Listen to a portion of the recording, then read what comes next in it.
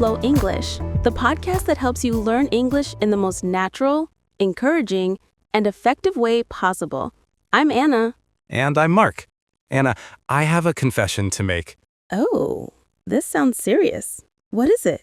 So, yesterday, I was at a cafe, and there was a tourist sitting next to me who looked lost. She was trying to ask the barista something in English, but the barista didn't understand. And I speak English pretty well, right? I could have helped. So what happened? I just sat there. I wanted to help, but I felt too shy. I kept thinking, what if I say something wrong? What if she doesn't understand me? What if my accent sounds weird? So I said nothing, and she left looking confused and frustrated. Oh, Mark, I understand that feeling so well. And you know what? That's exactly what we're going to talk about today. How to overcome shyness and fear of judgment so you can actually use your English in real life. Yes, because what's the point of learning English if I'm too scared to speak it? Exactly. And the truth is, most English learners aren't limited by their vocabulary or grammar knowledge. They're limited by fear. And today, we're going to break through that fear together. Perfect. But before we dive into this super important topic, let's take a moment to thank all of you listening right now. Whether you're at home, at the gym, driving, or cooking, thank you for being here. Yes. And if you're new to SpeakFlow English, welcome to our community. We create episodes every week to help you not just learn English, but actually use it with confidence and joy.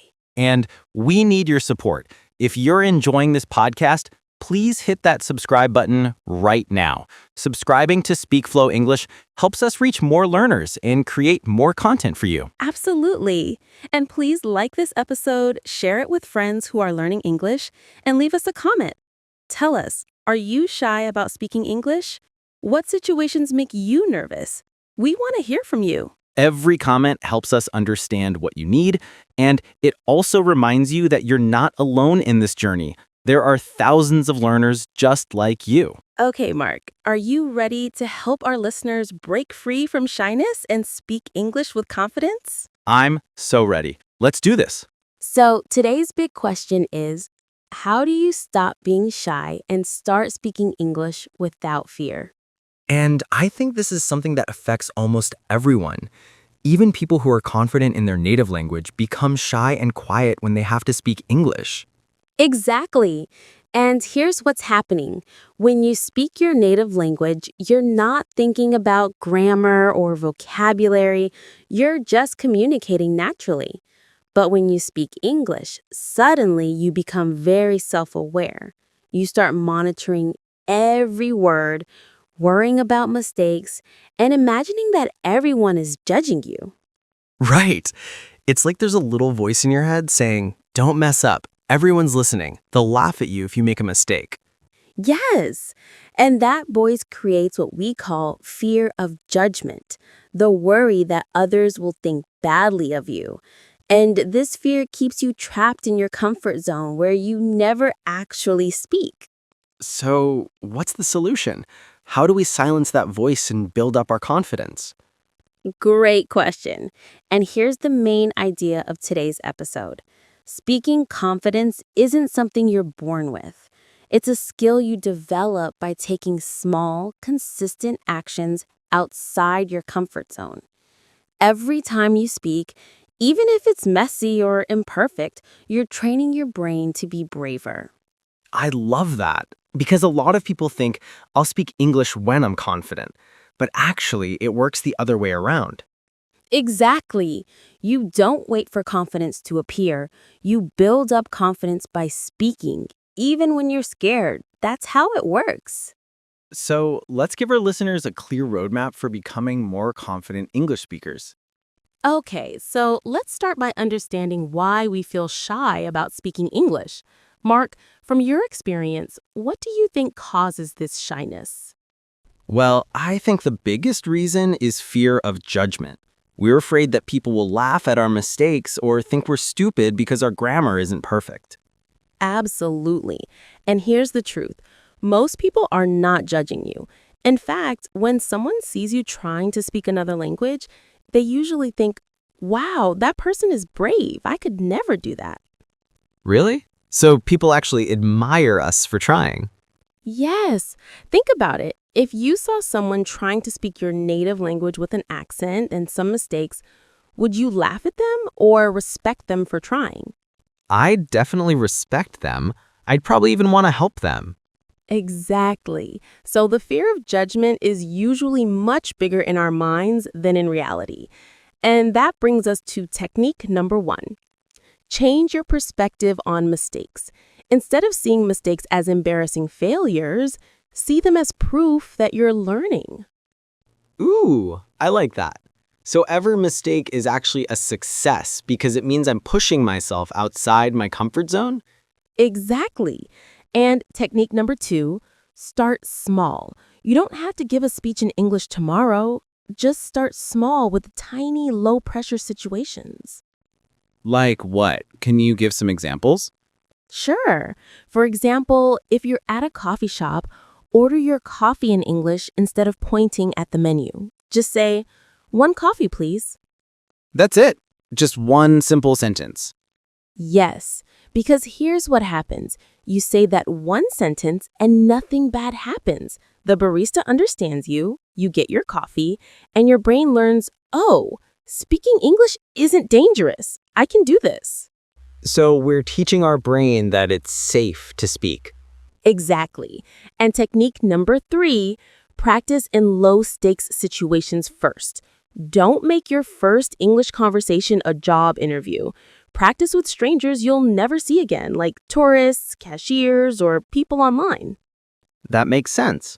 If I mess up with a stranger at the grocery store, who cares? I'll never see them again. Right. The pressure is low, so it's a perfect practice opportunity. And technique number 4, prepare simple phrases in advance. Before you enter a situation where you might speak English, prepare a few simple sentences.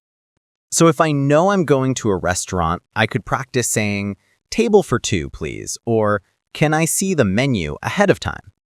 Exactly. When you've practiced the words beforehand, they come out more smoothly and you feel more confident. I love these practical tips. What's technique number 5? Technique number 5, focus on communication, not perfection. Your goal is to be understood and not to speak like a native speaker. So if I say, "I want go store," instead of "I want to go to the store," that's okay, as long as the person understands what I mean. Exactly. Perfect grammar will come with time and practice, but communication is what matters right now. And technique number 6, celebrate every small win. Every time you speak English, even just one sentence, celebrate it. Even if I made mistakes? Especially if you made mistakes, because making mistakes means you had the courage to try. That's huge. I love that mindset. And technique number 7, find supportive practice partners. Practice with people who encourage you, not people who correct every little mistake. Yes, some people are very critical and that can hurt your confidence. But there are also many people, like language exchange partners or fellow learners, who will support you and cheer you on. Okay, now let's talk about mindset shifts because I think our beliefs about speaking English really hold us back. Absolutely. So instead of thinking, I'm too shy to speak English, try saying, I'm learning to be brave, one word at a time. Beautiful. Or instead of, "I'll embarrass myself if I make mistakes," say, "Making mistakes is how I learn. Every mistake makes me stronger." Yes, and instead of, people will judge me, say, most people admire me for trying, and the ones who judge don't matter. Perfect. And instead of, "I need to be perfect before I speak," say, "I'll never be perfect, and that's okay. I just need to communicate." These mindset shifts are so powerful. They transform your relationship with speaking from something scary to something empowering. Exactly. Now let's talk about the benefits of overcoming shyness and speaking with confidence. Great idea. Benefit number 1, you'll make real connections with people. Language is about human connection, and when you step out of your comfort zone, you open the door to friendships, opportunities, and experiences. Benefit number 2, your English will improve much faster. When you actually use the language, your brain learns in a way that no textbook can teach. Benefit number 3, you'll feel proud of yourself. Every time you speak English despite feeling nervous, you prove to yourself that you're brave and capable. And benefit number 4, your fear will gradually decrease. The more you speak, the less scary it becomes. Speaking English starts to feel normal instead of terrifying. Yes, and that's the positive cycle we talk about so often. You take a risk and speak, even though you're nervous. Nothing bad happens. You feel a little more confident. So you speak again, and each time it gets easier. I love that cycle. Now let's give listeners some specific daily goals they can start small with today. Perfect. Goal number 1. Today, say one English sentence out loud. Even if you're alone, it could be describing what you're doing. I'm drinking water. Goal number 2, this week, use English in one real-life situation. Order something in English, ask for directions in English, or leave an English comment on social media. Goal number 3. Practice introducing yourself in English. Stand in front of a mirror and say, "Hello, my name is blank. I'm from blank. Nice to meet you." And goal number 4, watch a 5-minute English video and repeat one sentence after the speaker. This helps you practice pronunciation in a safe, private space. These goals are manageable, practical, and powerful. Listeners, you don't have to do all of these at once. Pick one that feels doable and start small. Exactly. Consistent small steps beat occasional huge efforts every time. Now let's share some power phrases to help listeners stay motivated. Yes, here's the first one. I am brave enough to try, even if I'm not perfect. Beautiful. Here's another. Every time I speak English, I'm training my confidence muscle. Perfect. How about my accent is unique and part of who I am? I don't need to sound like a native speaker. Yes, and here's one more. The person who never makes mistakes never learns. I choose to be a learner.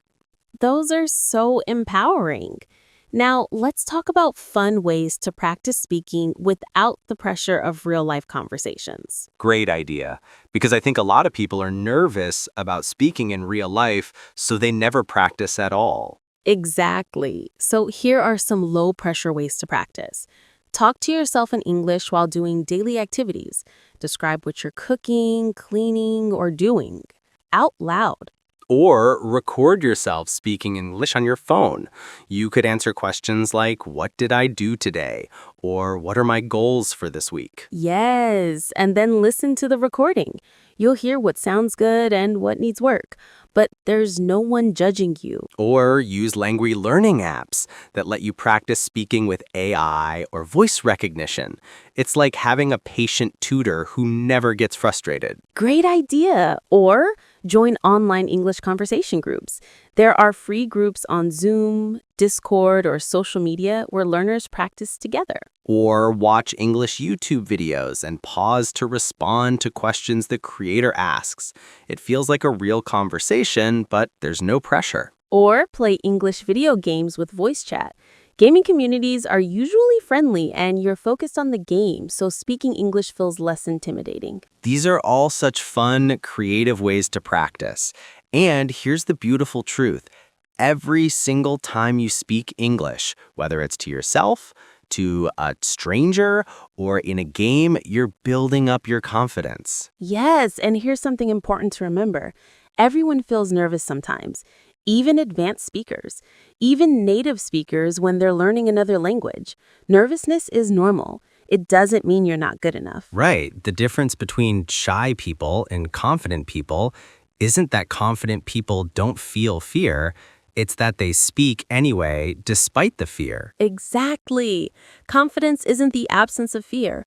It's the decision to act even when you're afraid. That's so powerful. And listeners, we want you to know you are capable of this. You can step out of your comfort zone. You can speak English. You just need to take that first small step. Okay, everyone. We're coming to the end of today's episode. Mark, can you summarize the main points for our listeners? Of course. So today we talked about why we feel shy about speaking English, mainly due to fear of judgment and perfectionism. The truth, most people admire you for trying, not judge you for mistakes. 7 practical techniques. Change your perspective on mistakes. Start small. Practice in low-stakes situations. Prepare phrases in advance. Focus on communication, not perfection. Celebrate small wins. Find supportive practice partners. Mindset shifts to overcome limiting beliefs about speaking. Benefits of speaking with confidence, real connections, faster improvement, pride, and decreasing fear. The positive cycle. Speak despite fear, nothing bad happens, feel more confident, speak again. Small daily goals you can start small with today. Power phrases for courage and motivation. Fun, low-pressure ways to practice. Self-talk, recording yourself, apps, online groups, YouTube responses, gaming. The key insight, confidence means acting despite fear, not waiting until fear disappears. Perfect summary. And here's the most important message. Don't compare yourself to others. Everyone's journey is different. The only question that matters is, am I a little braver than yesterday? Yes, maybe yesterday you stayed silent and today you said one English sentence. That's growth. Celebrate it. Exactly. Every small step counts. Every word you speak, every risk you take, it all adds up to build up your confidence over time. And remember, you don't have to be perfect. You don't have to sound like a native speaker. You just have to be willing to try. Yes, and here's a challenge for you. Sometime this week, use English in one real-life situation. It could be as simple as saying thank you in English instead of your native language, or asking, where is the bathroom at a restaurant? Just one small action. That's all we're asking. Can you do that? We believe you can, and when you do it, come back here and leave us a comment. Tell us what you said and how it felt. We want to celebrate with you. Okay, before we go, we want to ask for your support. If this episode encouraged you or gave you courage, please subscribe to SpeakFlow English right now. Your subscription means the world to us. And please share this episode with a friend who feels shy about speaking English. Maybe you could even practice together and support each other. And leave us a comment. Tell us what's one situation where you want to use English but feel too shy. Or share a power phrase that motivates you. We read every comment. We'll be back next week with another episode full of practical tips, real conversations, and lots of encouragement for your English journey. Until then, remember, you are braver than you think. You are more capable than you believe, and you absolutely can speak English with confidence. So go ahead, take a risk, speak one sentence, step out of your comfort zone. You've got this. Keep learning, stay positive, and most importantly, be brave and speak. Bye, everyone. Keep flowing with English. Bye. Remember, courage isn't the absence of fear, it's speaking anyway.